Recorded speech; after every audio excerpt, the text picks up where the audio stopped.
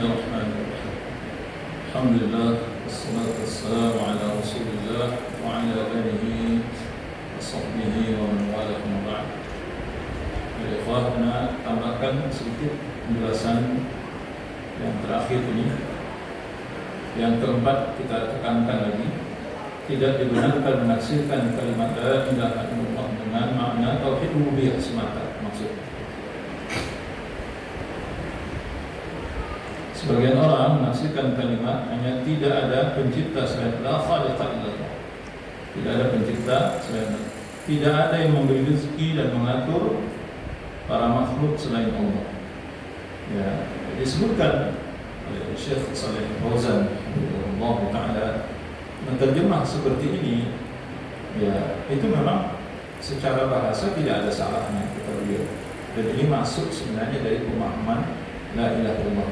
Tetapi kalau diyakini bahwa la ilaha illallah itu dimaknai dengan la khaliqa illallah, la mudabbira illallah, la raziqa illallah, itu saja misalnya tidak diarahkan kepada makna yang sesungguhnya dari kalimat la ilaha illallah ma'budu bihaqqin illallah, maka di sini akan terjadi kekeliruan yang sangat besar. Artinya apa? Artinya sama saja kita akan mengatakan bahwa orang kalau hanya memiliki tauhid rububiyah itu dia sudah muslim. Padahal pembahasan kita, orang kalau hanya memiliki tauhid rububiyah, memiliki keyakinan rububiyah kepada Allah, itu tidak otomatis menjadi muslim. Ini berdasarkan ayat Al-Quran. Berdasarkan ayat-ayat Al-Quran. Banyak sekali ayat Al-Quran senada dengan surah Yunus yang kita baca ini. Oleh karena itu kata beliau, innahum kanu idza qila lahum la ilaha illallah yastakbirun. Idza qila lahum la ilaha illallah yastakbirun wa yaquluna inna la tariku alihatina li'ashri sya'irin majnun. Sesungguhnya mereka dahulu, orang-orang musyrik apabila dikatakan kepada mereka la ilaha illallah, tidak ada Tuhan yang hak untuk diibadahi dengan benar kecuali Allah, mereka menyombongkan diri. Istakbaru, mereka menyombongkan diri, dan mereka berkata, apakah sesungguhnya kami harus meninggalkan sesembahan-sesembahan kami karena seorang penyanyi gila? Apa maksudnya? Nah, di sini disebutkan kesombongan mereka tidak lain karena mereka mengetahui sebenarnya makna dari kalimat la ilaha illallah itu. Mereka paham betul dengan la ilaha illallah. Apa paham mereka? Kalau mereka mengikuti la ilaha illallah ini, berarti mereka tidak lagi menyembah Tuhan-Tuhan yang lain. Itu maksudnya. Ini sebenarnya adalah makna kalimat la ilaha illallah ini sebenarnya adalah menegaskan bahwa Allah dalam peribadatan dan penyembahan serta tidak memalingkan kepada selainnya. Maksudnya hanya Allah saja yang diibadahi. Kenapa orang-orang musyrik dulu tidak mau disuruh mengucapkan kalimat la ilaha illallah? Kenapa orang yang paling dicintai oleh Nabi sallallahu alaihi wasallam ini pamannya Abu Thalib tidak mau mengucapkan kalimat la ilaha illallah? Itu sebab karena dia paham betul kalau dia mengucapkan kalimat la ilaha illallah maka dia akan berpindah agama. Kalau dia mengucapkan kalimat la ilaha illallah maka dia tidak menyembah lagi Tuhan-Tuhan selain dari Allah. Kalimat la ilaha illallah tidak mau mereka mengucapkan. Mereka menyombongkan diri darinya, memalingkan diri darinya, dan mengatakan, apa patut kami meninggalkan Tuhan-Tuhan yang selama ini kami sembah? Jadi seorang penyair gila, syair majnun. Ya. Siapa yang dimaksud penyair gila itu? Di syair majnun Nabi Muhammad sallallahu alaihi wasallam. Jadi Muhammad itu disebut tukang sihir, tukang penyair, macam-macam. Di sini sudah tukang penyair gila lagi. Itulah gelar yang disampaikan kepada Nabi sallallahu alaihi wasallam, karena mereka tahu persis kalimat la ilaha illallah itu maknanya adalah la ma'budu bihaqqin illallah, bukan la khaliqa illallah. La raziqa illallah, la mudabbira. Bukan itu maknanya. Maknanya adalah la ma'budu bihaqqin illallah. Nah, yakin betul kalau antum mengikuti kajian ini, insyaallah paham sekali ya. Dari sini juga bisa kita simpulkan bahwa tafsir yang benar dari kalimat la ilaha illallah itu adalah tauhid uluhiyah. Tauhid uluhiyah yang maksud la ilaha illallah itu bukan tauhid uluhiyah. Meski di dalamnya juga masuk dalam tauhid uluhiyah. Yang kelima, syirik dalam masalah tauhid uluhiyah hanya ada sedikit dan jarang terjadi. Tidak seperti dalam syirik tauhid uluhiyah.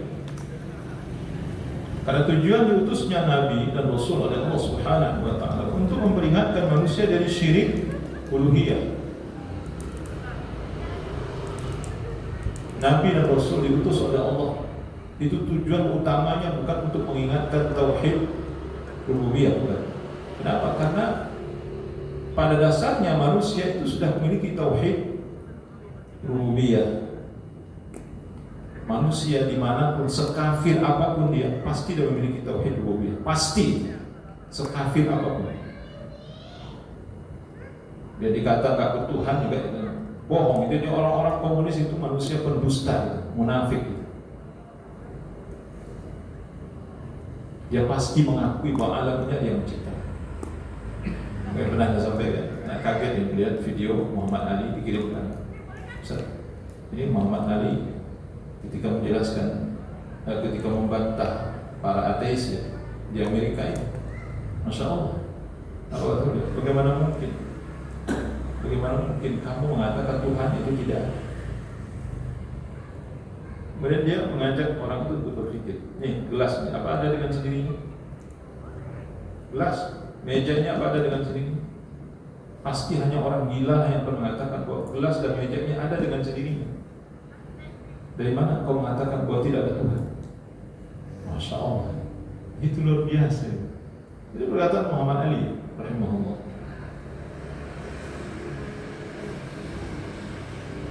Artinya dia ingin mengajarkan kepada kita bahwa sekafir-kafirnya manusia pasti dia memiliki tauhid rububiyah. Itu maksudnya, walaupun tidak utuh gitu. Tapi ada pengakuan rububiyah kepada Tuhan itu. Meski dia tak kenal Tuhan itu siapa, tetapi dia pasti meyakini bahwa ada satu kekuatan di balik alam ini telah menciptakan seluruh alam. Tak mungkin alam ini ada dengan sendiri. Ya, kalau gelas ini saja, kalau botol ini saja, kita katakan orang gila yang mengatakan botol ini ada dengan sendirinya. Tidak mungkin ada yang mengadakan. Itu orang gila, orang nggak waras. HP ini ada dengan sendirinya. Tidak mungkin ada yang mengadakan. Itu orang nggak waras. Masya Allah. Artinya manusia ini sudah dibekali oleh Allah Subhanahu wa Ta'ala dengan tauhid rububiyah, tetapi mereka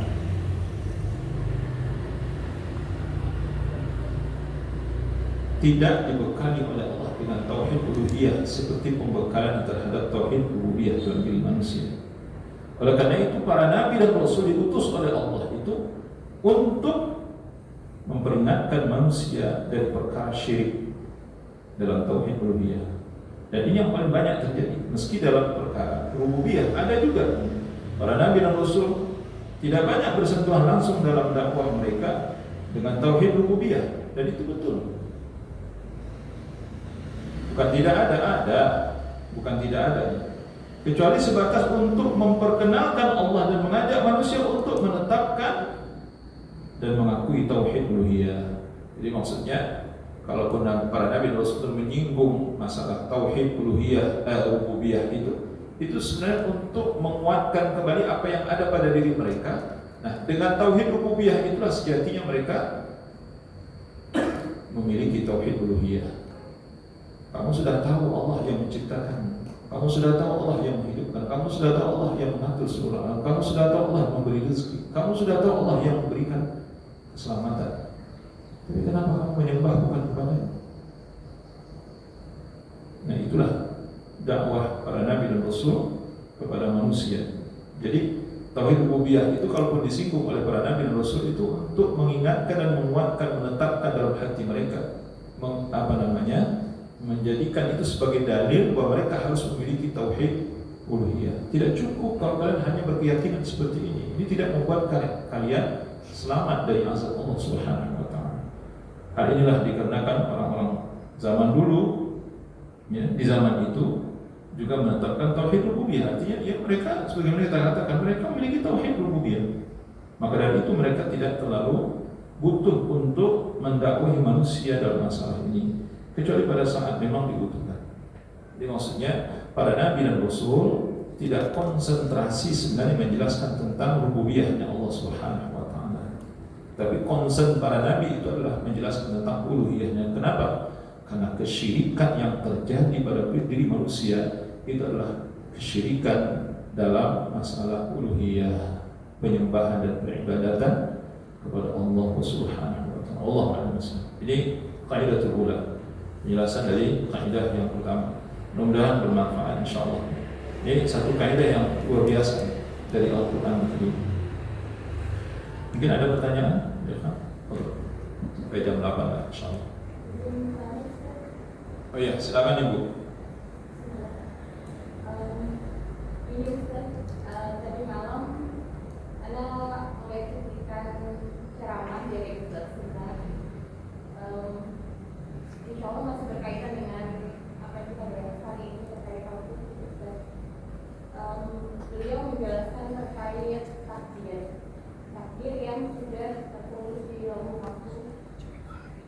Kata beliau, banyak yang menanyakan kepada Anda, ini beliau ya, banyak menanyakan kepada Anda terkait apakah jika seseorang sudah tertulis di Lauhul Mahfuz bahwa dia akan masuk neraka, maka itu akan berubah?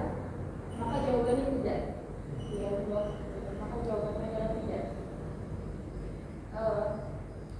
Seketika setelah mendengar jawaban Ustaz tersebut, Anda ada apa ya? Perasaan sedih gitu. Anda yakin Allah tidak akan menjauhi hambanya, Allah adil kepada problemnya. Yang ingin Anda tanyakan apakah benar ketika memang sudah tertulis di Lauhul Mahfuz terkait hamba itu akan masuk neraka dan akan masuk neraka. Dan Anda juga sempat mendengar ceramah lain di momen yang lain juga terkait sebanyak apapun ibadah kita yang kita lakukan itu tidak mampu surganya Allah, karena memang surga Allah itu hanya karena rahmat Allah. Apakah ini berkaitan itu Ustaz? Maksud Anda, mungkinkah seseorang yang memang sudah tertulis, misalkan ada orang yang memang sudah tertulis bahwa dia akan masuk neraka, tapi karena rahmat Allah yang mampu merubah hamba tersebut agar dia bisa masuk ke surga Allah? Ustaz, itu pertanyaan Anda. Dan yang kedua, izin Ustaz, karena memang momen itu masih dekat itu dengan Arafah ya.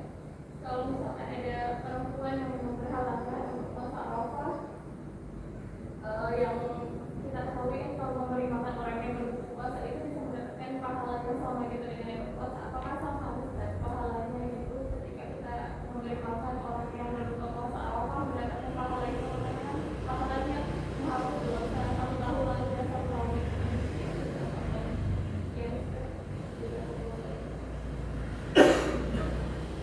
Iya. Ada hadis Nabi Sallallahu Alaihi Wasallam. Ya. Hadis ini biasa dikemukakan oleh para ulama ketika menjelaskan tentang takdir. Inna Allah kataba maqadir al-khalaiq qabla an yakhluqa as-samawati wal-ardh bi-50,000 sana.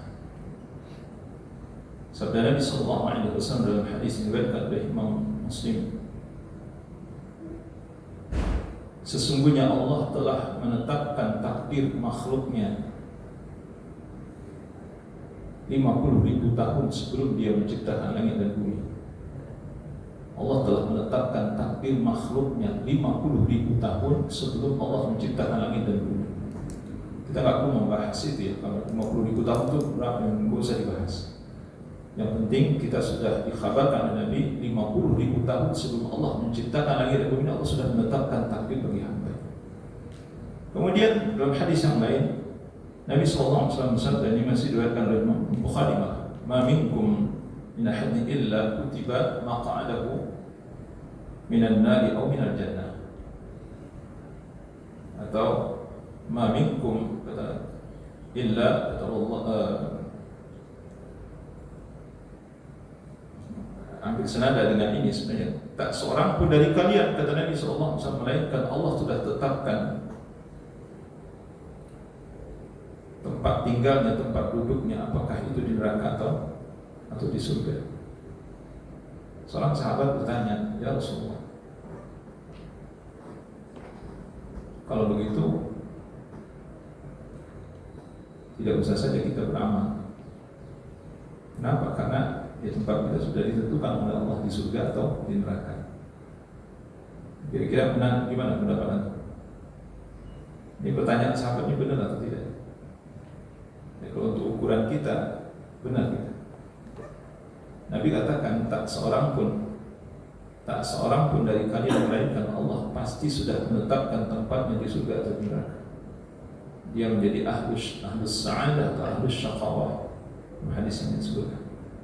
Dan sahabat bertanya, ya Rasulullah, kalau begitu ya sudah, kita nggak usah beramal saja.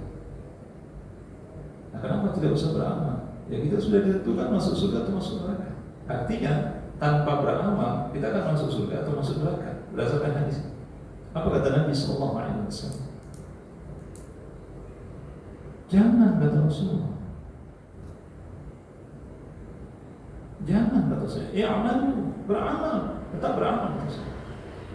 Fa kullun muyassarun lima khuliqa lahu. Setiap kalian, kata Nabi SAW, itu diciptakan oleh Allah sesuai dengan tujuan untuk apa Allah menciptakannya. Kalau kamu, tujuan penciptaan dirimu, kamu diciptakan oleh Allah untuk masuk surga, maka kamu akan dimudahkan oleh Allah untuk melakukan amal-amal saleh yang menghantar kamu ke dalam surga, dan kamu menjadi ahlus sa'adah. Kalau mungkin kamu termasuk orang yang ahlus syaqawah, menjadi calon penghuni neraka, maka kamu akan dimudahkan oleh Allah untuk melakukan amal-amal buruk yang menjerumuskan ke dalam neraka nantinya. Kemudian Nabi membacakan, فَأَمَّا مَنْ أَعْطَى وَاتَّقَى وَصَدَّقَ بِالْحُسْنَى فَسَنُيَسِّرُهُ لِلْيُسْرَى وَأَمَّا مَنْ بَخِلَ وَاسْتَغْنَى وَكَذَّبَ بِالْحُسْنَى فَسَنُيَسِّرُهُ لِلْعُسْرَى. Maka adapun orang-orang yang bertakwa dan memberikan hartanya serta bertakwa, ya, wa amma man a'ta wattaqa, adapun orang-orang yang memberikan hartanya dan bertakwa, wa saddaqa bil husna, membenarkan pahala terbaik, membenarkan surga, adanya surga, fasanuyassiruhu lil yusra, maka Allah akan mudahkan baginya untuk melakukan amal-amal saleh. Wa amma man bakhila wastaghna, dan adapun orang-orang yang bakhil dan merasa dirinya sudah cukup, wastaghna wa kadzdzaba bil husna, dan mendustakan pahala terbaik. Di situ di antara penafsirnya adalah surga, dia tidak percaya ada surga dan neraka.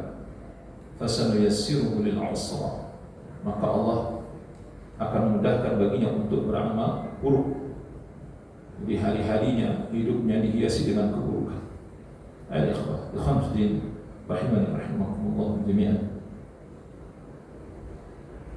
Jadi kita tidak tahu, ya. Kalau kita katakan misalnya taruhlah kita mengikuti ada sahabat yang ya sudah, kalau gitu kita tidak usah beramal. Memang ini sepintas benar, ya. Jadi kalau kita tidak berpikir lebih dalam lagi, tidak membaca ayat dan tidak membaca hadis-hadis yang lain, itu seakan-akan benar, gitu. Kenapa? Artinya perkataan Nabi itu, kamu beramal atau tidak beramal, kamu tetap dimasukkan ke surga atau di neraka. Itu maksudnya. Itu yang dipahami oleh sahabat. Tapi ternyata bukan begitu maksudnya. bahwa Allah Subhanahu wa taala telah menetapkan takdir ini sesuai dengan keadilannya, dengan kebijaksanaannya, dengan hikmahnya. Terus bagaimana ditanyakan tadi itu? Allah tidak mungkin zalim, pasti Allah Maha Adil, Maha Bijaksana. Nah, kita ambil satu contoh di sini.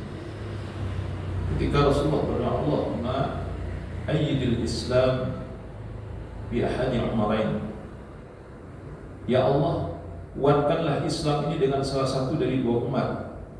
Siapa dua umat itu? Yang pertama adalah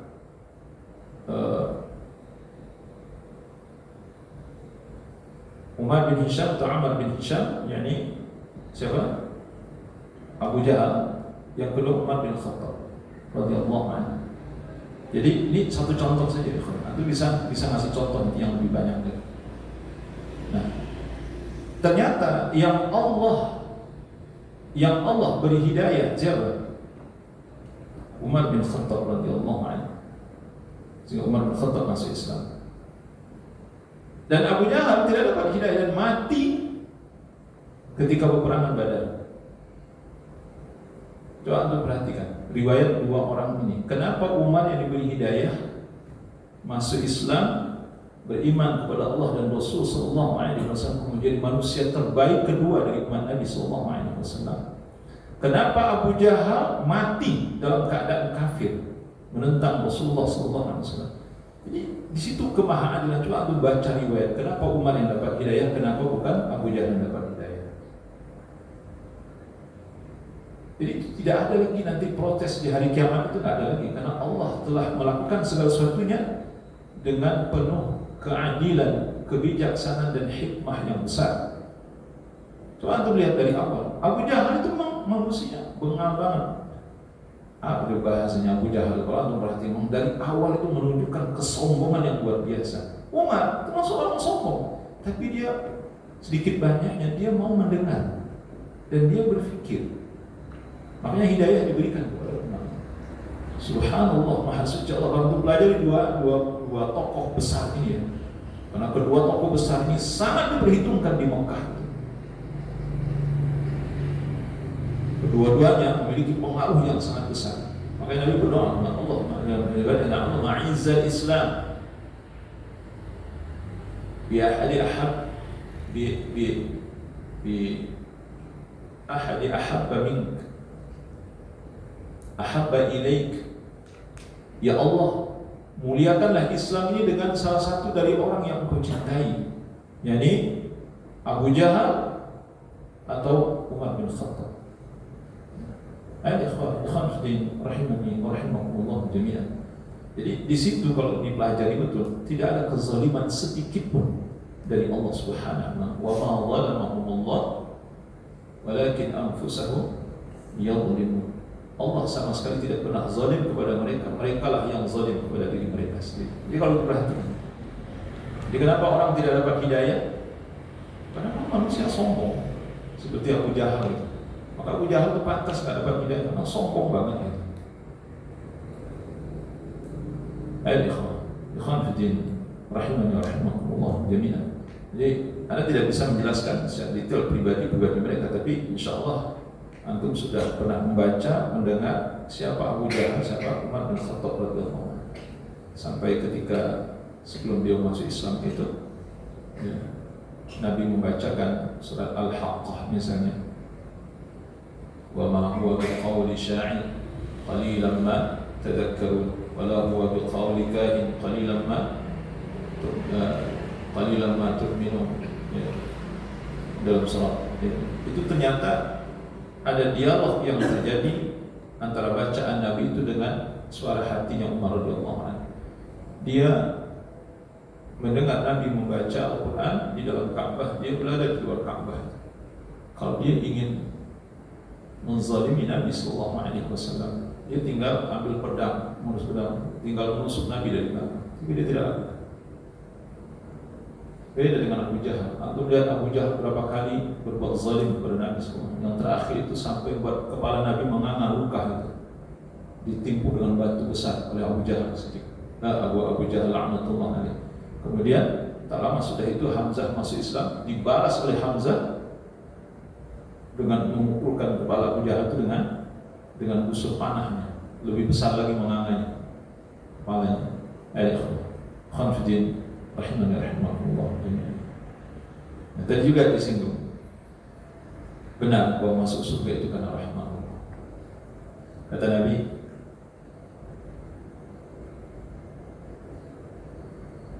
la yudkhil ahadukum 'amaluhu jannah.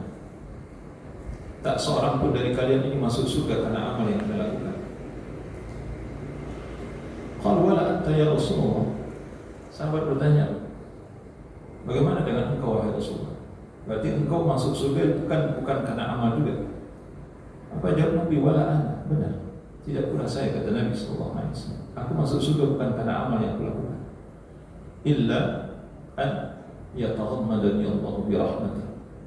Kecuali Allah berkenan memberikan rahmatnya kepada aku. Kata Nabi sallallahu alaihi wasallam. Artinya Nabi masuk surga dan kita masuk surga itu karena rahmat Allah. Benar rahmat Allah. Bukan karena amal yang kita lakukan. Khamsuddin rahimani rahimahullah. Kenapa? Karena surga Allah itu tidak bisa kita beli dengan amal kita. Jangankan membeli surga, membayar nikmat yang telah Allah berikan di sepanjang hidup kita saja tidak cukup amal ibadah kita. Membayar semua nikmat yang telah Allah berikan di sepanjang hidup kita ini, kita beramal seumur hidup, itu tidak bisa membayar nikmat yang telah Allah berikan. Apalagi mau beli surga. Inna sil'atallahi al-ghaliyah, kata Nabi. Wa inna sil'atallahi al-jannah. Sesungguhnya barang dagangan Allah itu amat mahal, dan sesungguhnya barang dagangan Allah itu adalah surga, dan kalian tidak akan pernah mampu membelinya kecuali Allah memberikan rahmat. Jadi kita masuk surga bukan karena amal ibadah yang kita lakukan, tapi karena rahmat Allah Subhanahu wa taala. Nah, terus apa hubungannya dengan amal yang kita lakukan? Apa kata Syekh Utsaimin rahimahullah taala? Amal itu menjadi sebab mendatangkan rahmat Allah Subhanahu wa taala. Nah, begitu ya, Pak. Masya Allah, itu luar biasa. Tidak mungkin rahmat Allah akan diberikan kepada orang yang berbuat dosa dan maksiat, yang mempersekutukannya, melakukan perkara-perkara haram, membunuh, berzina, mencuri, dan lain sebagainya. Mungkinkah orang dapat rahmat Allah? Nah, mungkin. Yang mungkin dapat rahmat Allah itu orang yang beramal, beribadah, kalau mengikhlaskan niat semata-mata karena Allah dan ittiba' kepada Rasulnya sallallahu alaihi wasallam. Inilah orang-orang yang berhak mendapatkan rahmat Allah Subhanahu wa taala. Dengan demikian kita masuk surga insyaallah karena rahmat Allah, bukan karena amal kita. Oleh karena itu dari hadis ini juga ulama mengatakan kita tidak boleh berbangga-bangga dengan amal yang kita lakukan, karena sekali lagi amal yang mendatangkan rahmat Allah itu bisa jadi bukan amal yang banyak kita lakukan, bisa jadi hanya satu amal yang mendatangkan rahmat Allah itu. Bisa jadi hanya satu amal. Teringatkan apa kata Nabi? Apa kata sahabat? Dua sahabat yang Allah Muhammad. Amaran Nabi sallallahu alaihi wasallam bil aqil salih. Nabi sallallahu alaihi wasallam merintahkan kita untuk menjilat jari-jari kalau kita makan. Ingat ya, ini betul-betul jilat kalau ada jari bersihkan. Jangan sampai tangan kita masih ada nasi apa itu kita cuci tangan dia. Ya, itu mubazir, pasti mubazir dan tidak barokah. Kata Nabi sallallahu alaihi wasallam, jilati yang di tangan. Kemudian kata Nabi, innakum la tadruna fi ayyi ta'amikum al-barakah. Karena sesungguhnya kalian tidak pernah tahu manakah dari bagian makanan kalian yang diberkahi oleh Allah Subhanahu. Apakah antum mengira nasi yang satu piring, dua piring, tiga piring yang kita makan semuanya diberkahi oleh Allah? Tidak. Tidak. Bisa jadi yang diberkahi oleh Allah adalah biji nasi yang terjatuh dan kita ambil, itu saja yang diberkahi oleh Allah Subhanahu wa taala. Nah, inilah yang mendatangkan rahmat Allah Subhanahu wa taala. Insyaallah. Jangan kita kira amal ibadah kita selama ini itu yang mendatangkan, belum tentu. Bisa jadi ada satu dari semua amal yang kita lakukan ini, karena itu yang paling ikhlas, karena itu yang paling mengikuti sunnah Nabi, itulah yang mendatangkan rahmat Allah dan itu yang menyebabkan kita masuk surga. Bukan semua amal. Nabi menceritakan dalam satu hadis yang sahih riwayat Imam Bukhari, ada seorang yang bersenang-senang di surga. Apa kata Nabi? Apa yang dilakukan orang ini? Ternyata itu ada amalnya waktu di dunia. Dia ternyata pernah memotong dahan kayu yang itu menjulur ke jalan. Pernah tuh baca riwayat ini? Itu. Ternyata dia melakukan itu sangat ikhlas sama Allah Subhanahu wa taala. Dibandingkan dengan amal-amal yang lain, itu amal yang paling ikhlas dia lakukan. Kata Nabi, dia masuk surga karena amal itu yang dilakukan. Bukan karena sholatnya, bukan karena zakatnya, bukan karena dia motong dahan kayak itu. Bisa jadi sholatnya tidak ikhlas sama Allah atau kurang ikhlas. Maka kita tidak boleh berbangga-bangga ini dengan amal ibadah. Jangan ujub, jangan sombong, jangan sum'ah, jangan riya. Karena semua ini akan menghalangi kita dari rahmat Allah Subhanahu wa taala. Allahu a'lam. Ya. Ikhwan, cukup ya. Apa tadi yang terakhir? Puasa ya, apakah ya memberi makan, memberi minum seorang yang berpuasa? Iya, kan berlaku hadis Nabi itu sebenarnya. Jadi itu tidak hanya puasa Ramadan ya, tapi juga puasa, berlaku semua puasa itu sebenarnya. Berlaku semua puasa. Kata Nabi, orang yang memberi makan orang yang berpuasa, maka dia mendapatkan pahala seperti orang yang berpuasa tersebut, tanpa mengurangi sedikit pun pahala orang yang berpuasa tersebut. Itu janji Nabi SAW. Makanya ayat ikhwan, puasa Arafah atau puasa di 9 hari di 10 hari awal bulan Dzulhijjah ini, ya, bagi kita yang tidak ada halangan, kita mengajak antum ayo kita puasa. Kata Nabi SAW, "Ma min 'abdin yasumu yawman fi sabilillah illa ba'ada Allah bidzalika al-yawm wajhahu 'anil nari 70 khalifah." Itu hadis yang diriwayatkan oleh Imam Bukhari. Rasulullah SAW menyebutkan, tidaklah seorang hamba yang berpuasa satu hari di jalan Allah, melainkan Allah akan menjauhkan wajahnya dari api neraka 70 tahun perjalanan. Itu satu hari puasa. Allah akan menjauhkan wajahnya 70 tahun perjalanan. 70 tahun perjalanan. Nah, apakah 70 tahun ini di sisi kita atau di sisi Allah? Biasanya kalau Allah dan Nabi menyebut 70 tahun, itu biasanya 70 tahun di sisi Allah. Satu hari di sisi Allah, 1000 tahun di sisi kita. Nah sekarang 70 tahun perjalanan. Kalau antum berpuasa 9 hari, 70 kali 9, 630. Maka diri kita akan dijauhkan oleh Allah dari neraka selama 630 tahun perjalanan di sisi Allah Subhanahu wa taala. Allahu akbar. Karena itu, marilah kalau tidak ada halangan, juga ibu-ibu, akhwat ya, mari kita berpuasa. Kecuali kalau lagi haid, lagi halangan gitu. Tapi akan tetap dapat pahala. Misalnya kalau ada niat dalam hati kita, kemudian seperti tadi yang kita katakan, ikut memberikan berbuka kepada orang yang berpuasa, Masya Allah, tetap mendapatkan pahala sebagaimana yang dijanjikan oleh Nabi Sallallahu Alaihi Wasallam. Kalau itu di hari Arafah, berlaku hadis Nabi, "Siyam yaumi Arafah ahtasibu 'ala Allah ayukaffira sanata allati qabla wa sanata allati ba'daha." Kata Nabi Sallallahu Alaihi Wasallam, puasa hari Arafah menghapuskan 2 tahun dosa yang lampau, setahun yang lampau dan setahun yang akan datang. Allahu Akbar. Hanya orang-orang yang tidak memiliki keinginanlah yang tidak akan melakukan ini. Hanya orang-orang yang tidak berharap rahmat Allah, ridha Allah, barakah, pahala yang besar dari sisi Allah dan ridha Allah, yang tidak akan melakukan. Tidak ada keinginan untuk mendapat pahala, tidak ada keinginan agar dosa-dosanya diampuni oleh Allah Subhanahu wa taala. Dan amal-amal lain, ya, amal-amal yang lain selain tadi ibadah puasa di 10 hari awal bulan Dzulhijjah ini, termasuk nanti kurban bagi ikhwan yang memberikan lapangan rezeki, maka berkurbanlah. Nabi sallallahu alaihi wasallam sabda, "Man wajada sa'atan wa lam yudhhi fala yaqrabanna musalla." Kata Nabi sallallahu alaihi wasallam, barang siapa yang diberikan kelapangan rezeki tapi dia tidak berkurban, maka jangan mendekat ke musalla. Apa maknanya? Jangan ikut salat Id, itu maksudnya. Kalau kamu diberikan rezeki oleh Allah untuk berkurban, tapi kamu sengaja tidak mau berkurban, ya sudah, jangan ikut salat bersama kami. Kata Nabi sallallahu alaihi wasallam. Maksudnya salat Id ya, bukan salat 5 waktu. Bukan salat 5 waktu. Bukan salat wajib, maksudnya itu salat Id yang dimaksud di sini. Karena kaitannya kurban itu dengan salatnya. Wassalli li rabbika wanhar. Maka salatlah engkau karena Rabbmu dan berkurbanlah. Salat yang dimaksud itu salat Id. Kemudian berkurbanlah. Ini sebagai di antara tafsir yang disampaikan oleh Imam Ibnu Katsir rahimahullah taala. Allahu a'lam bissawab.